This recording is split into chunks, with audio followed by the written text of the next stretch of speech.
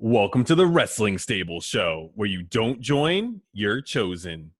Today is Friday, June 26th, 2020.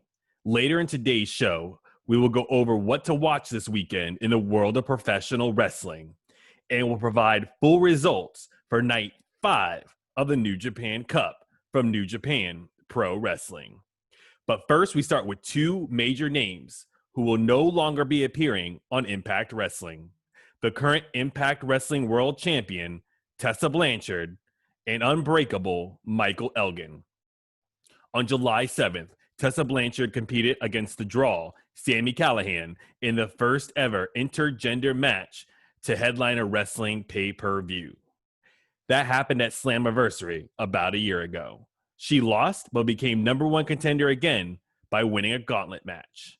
On January 12th, 2020, at Hard to Kill, she beat Callihan and became the first woman to ever win the Impact World Championship. Also on her path there, she beat Brian Cage. The last match we saw from her was teaming up with Eddie Edwards in a losing effort in challenging for the Impact World Tag Team Championships in a losing effort against the North. During this whole pandemic, she has been in Mexico with her partner Daga and has not been able to make a single show. We haven't seen any promos from her, anything at all. Her contract has now been terminated and she has been stripped of the Impact World Championship. Michael Elgin has allegations against him as part of the Speaking Out movement. Impact Wrestling has announced that Michael Elgin will not be appearing in any further Impact Wrestling programming. So it does not specifically say that he has been released. So as of today, he may just be suspended while they do further investigations. The Slammiversary main event was supposed to be Tessa Blanchard defending the Impact World Championship against Michael Elgin, Eddie Edwards, Ace Austin, and Trey. So stay tuned to Wrestling Stable as we will update you on whether we will have two new participants added to the main event, such as one of the two talents returning to Impact Wrestling, or if this will now become a triple threat match between Ace Austin, Edwards, and Trey for the Impact World Championship. Impact has released EC3's return, teased EC3's return by playing his music. And today on their YouTube channel, they released the 5 greatest EC3 matches in Impact Wrestling history. So at this point, it's got to be a lock for him to be returning in some capacity at Slammiversary. Also, I should note that it may have started off as a joke, but now Moose is legit the real world's champion for Impact, being the current TNA champion. Night 5 of the New Japan Cup kicked off the second round. Our opening match saw Taiji Ishimori versus Kanemaru.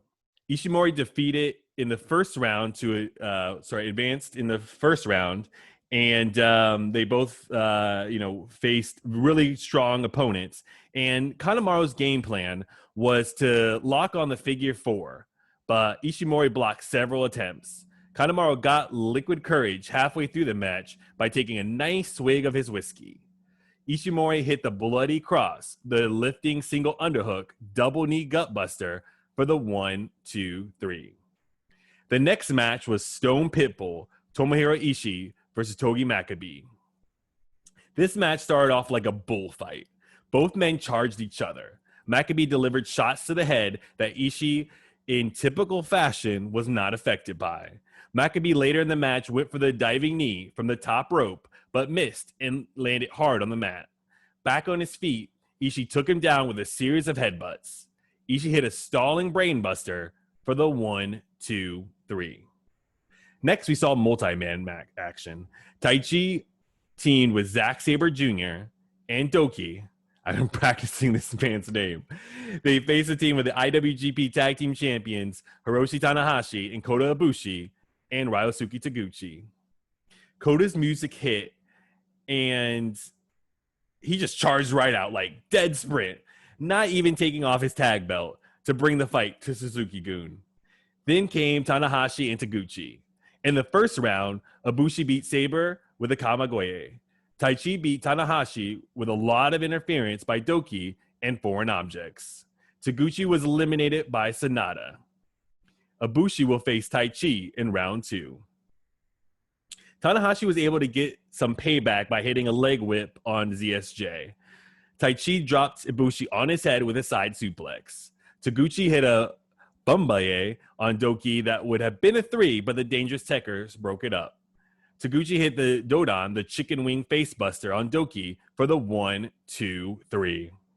After the match, when the winning team was posing and celebrating, they were attacked from behind by the Dangerous Techers. They even grabbed the tag titles to use them as weapons on the champions, but Taguchi yanked them free and rolled out of the ring. This gave the Golden Aces a chance to fight back and stand tall against their most likely future challengers for their tag team titles. After an intermission, we saw New Japan Cup Round 2 continue as the IWGP Junior Heavyweight Champion Hiromu Takahashi faced off against Toru Yano. Takahashi was still scared of getting his head shaved by Yano, and he came out reluctantly and was even wearing a mining helmet on his head. When Yano's music hit, Hiromu looked around scared, not wanting to be snuck up on. The referee insisted that Hiromu take off the helmet, but Hiromu insisted that the referee pat down Yano to check for an electric razor. As the bell rang, Yano whipped out a hidden electric razor, and Hiromu ran out of the ring. Then he crawled under the ring as the referee began the countout. Not wanting to win like that, Yano went under the ring to find him. Hiromu emerged with his own razor, and Yano made it in before the 20 count expired. Yano went to turn on his razor, but it must have been dead or out of batteries because it did not turn on. Both men put the razors to the side, and we got down to business for a little bit. They did fight outside the ring where Yano pulled out scissors in an attempt to cut Hiromu's hair the old-fashioned way. In their previous encounter, Hiromu tried to sunset flip Yano from the ring apron to the ground, and Yano had the electric razor in his trunks. Yano didn't have them at his disposal at his encounter this time. The men made it out of the ring again, and Yano taped Hiromu's leg to the leg of young lion Yota Tsuchi. While taped on the floor, Yano was finally able to cut some of Hiromu's hair off with the scissors. They made their way into the hallway, and Hiromu taped over Yano's feet and put tape over his eyes. He then put Yano into an elevator and sent him to another floor. The referee finally began to make his 20 count.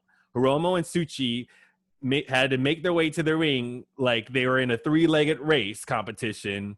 And at 18, they both slid into the ring, and Hiromu won the match in advance via countout. Hiromu grabbed his junior heavyweight title as he and Tsuchi, still taped together, walked their way to the back. This was one of the funniest matches I have seen this year.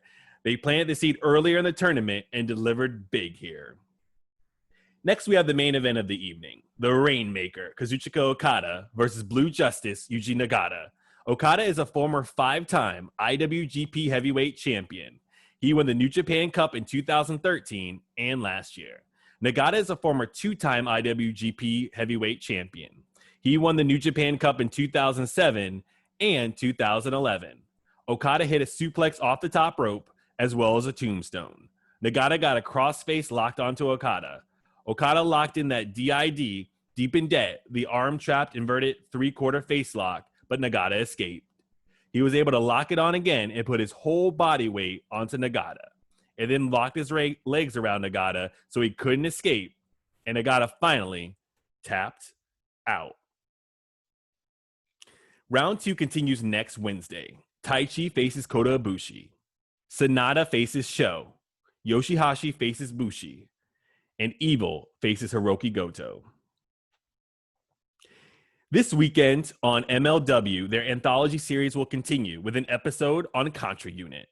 The official preview is, watch as fire is thrown, bodies are broken, and titles taken hostage as Contra Unit's Jacob Fatu, Joseph Samael, Kwan, Simon Gotch, and the Sentai Death Squad march into MLW and take over.